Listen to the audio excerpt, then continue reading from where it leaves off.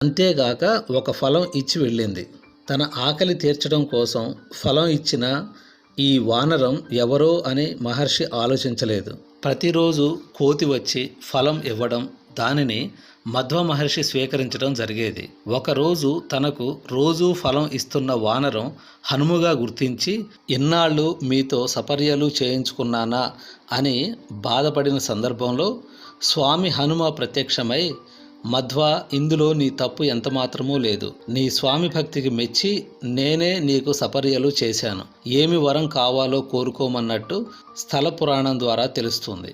దీనికి పులకరించిన మధ్యుడు, స్వామి, నిన్ను ఒకే ఒక్కటి కోరతాను.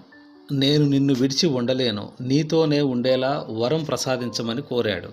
దీనికి సరేనన్న హనుమంతుడు, నీవు మద్ది చెట్టుగా అవతరిస్తే దాని కింద నేను శిలారూపంలో వెలుస్తానని అన్నాడు. అలా వెలిసిన దేవాలయమే